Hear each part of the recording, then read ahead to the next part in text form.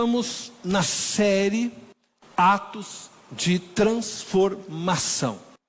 Nessa série nós estamos lendo o livro Atos dos Apóstolos, buscando o quê?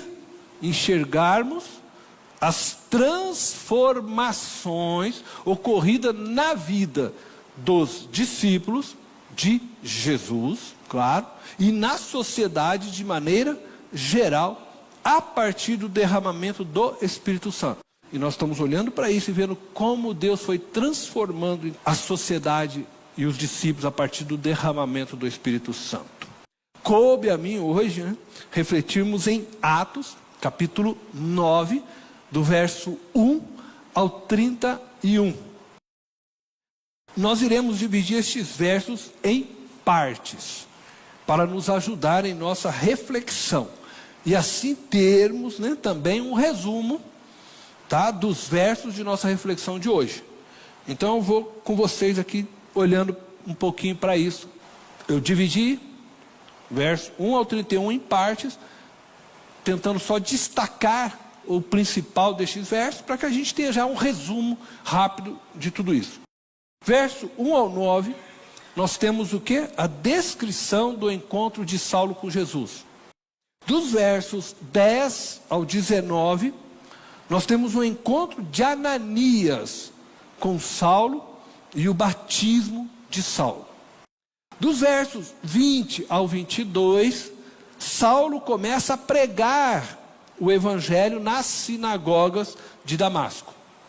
Dos versos 23 ao 25, Saulo agora foge de Damasco, pois os judeus planejavam matá-lo devido à sua pregação.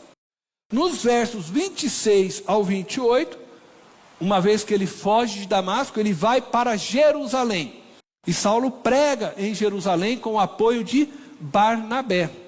Dos versos 29 ao verso 30, Saulo precisa ir embora agora de Jerusalém também.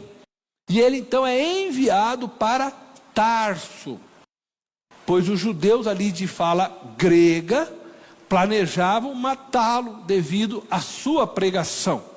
Eu só lembro a vocês, aqueles que estavam no culto em que eu preguei sobre Estevão, que esses são os mesmos judeus que estavam perseguindo Estevão e apedrejaram Estevão, judeus de fala grega. O verso 31, ele fecha esta apresentação dos primeiros passos do Saulo agora convertido, mostrando que a igreja entrou num período de paz em toda a região da Judéia, Galiléia e Samaria. E que durante este período de paz, ele vai salientar que a igreja cresceu em número. E tudo isso, então ele está fechando a história de Saulo, para ele iniciar, na verdade, uma nova história, que agora não tem mais a ver com Saulo. Então, esse verso 31, ele é só uma transição. Ao mesmo tempo que ele fecha a história de Saulo, ele abre as portas para que Lucas, o escritor, apresente a liderança de Pedro sobre a igreja de seus dias. E o apoio de Pedro para a pregação do evangelho aos gentios. Depois você vai começar a ver toda aquela história que ele está lá em Jope, tem uma visão, vai para a casa de Cornélio, e aí começa então um novo processo, que nós não vamos chegar lá, nós vamos parar aqui no verso 31. Bom, dessa forma nós temos aqui então um resumo de todo o conteúdo de nossa reflexão de hoje. É como se nós tivéssemos já lido todos os versos aqui. Eu irei então agora buscar apresentar as transformações que me chamam a atenção dentro deste bloco de nossa reflexão. Como o nosso tempo aqui não me permitia destacar algumas outras transformações, eu vou trazer e apresentar aquilo que eu entendo que é possível dentro deste tempo.